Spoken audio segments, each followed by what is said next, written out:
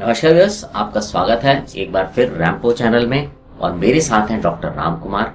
Doctor Ram, आपका भी बहुत बहुत स्वागत है। डॉक्टर राम, जो तेज आवाज होती हैं, जो बहुत लाउड नॉइजेस होती हैं, वो किस तरह से हमारे कान पे असर डालती हैं? मैं चाहूंगा कि हमारे व्यूअर्स को आप थोड़ा इसके बारे में बताएं। जी श्योर। सर्वप्रथम thank you so much for all your support and kindness and आपके सपोर्ट के ही कारण आज हम आपको विस्तृत रूप से बताएंगे कि कैसे इन्वायरमेंटल साउंड्स जो आप बहुत फ्रेंडली साउंड्स हैं वो सुनते हैं और आपके कान कैसे रिएक्ट करती है, और जब आप बहुत सारे आवाज सुनते हैं तो कैसे कान वो रिएक्ट करता है। सो आपको आज हम कुछ वीडियोस एंड पिक्चर्स के माध्यम से बताने की कोशिश करेंगे, सो आप अच्छी तरह से समझ सकें और उसको जब भी आप इन्वायरमेंटल साउंड सुने तो समझ सके और कैसे अपने आप को बचा सके। इसलिए आप इसे गौर से सुनेंगे और समझेंगे। आजकल हम लोगों की दिनचर्या बहुत ही बदल गई है। कई लोग गजट्स के साथ ही उठते हैं और गजट्स के साथ ही सोते हैं। तकरीबन जब भी हम लोग अपने आप को सेलिब्रेट करते हैं तो भूल जाते हैं हमारी हेल्दी हियरिंग लिसनिंग हैबिट्स को। कई लोग बहुत सा फायर क्रैकर्स तो कई लोग स्पोर्ट्स इवेंट्स में स्पीकर के आवाज को दोगुना जोर से सुनना या मूवी थिएटर में साउंड इफेक्ट को एंजॉय करना, पार्क में और वर्कआउट करते समय ईयरबड्स हेडफोन्स की आवाज को बहुत तेजी से सुनना।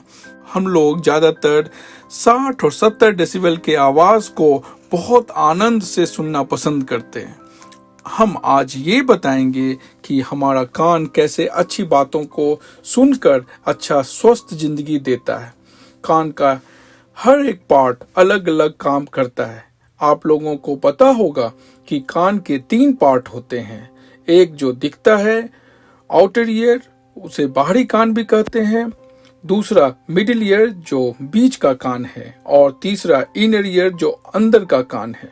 हमारे आउटर ईयर में पिन्ना होता है जो आवाज को वातावरण से खींचकर इसे अंदर को ओर ले जाता है। उसके बाद ये आवाज एक्सटर्नल ऑडिटरी कैनाल में प्रवेश करती है। यह आवाज अंदर में जाकर पर्दे टिम्पैनिक मेम्ब्रेन, जिसे हम ईयर ड्रम भी कहते हैं, पर जाकर टकराती है।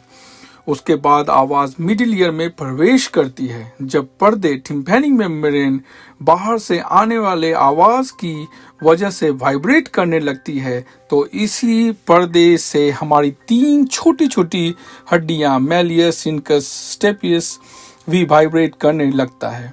ये स्टेपियस हमारे इनर ईयर से आकर जुड़ा रहता है और वाइब्रेशन को कॉक्लिया में ट्रांसमिट करने लगती है।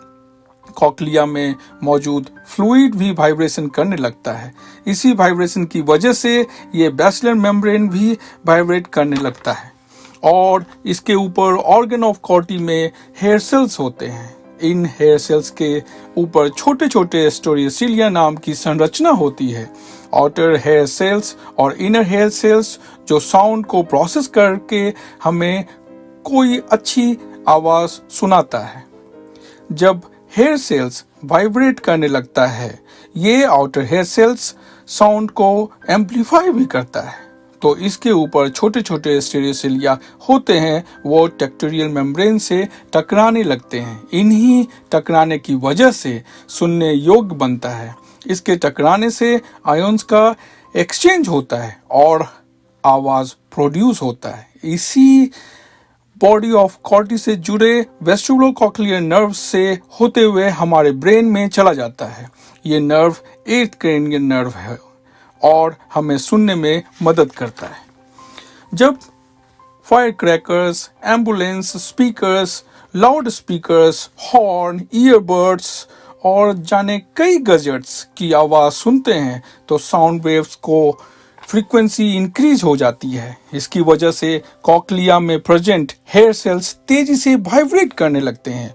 अगर हम हमेशा तेजी की आवाज सुनने के आदी हो जाए तो हमारे कॉक्लिया में प्रेजेंट ये छोटे छोटे हेयर सेल्स डैमेज होने लगते हैं, जो कि tinnitus, hearing loss, understanding difficulties और बहुत सारे अदर्स प्रॉब्लम भी लेकर आ सकती है।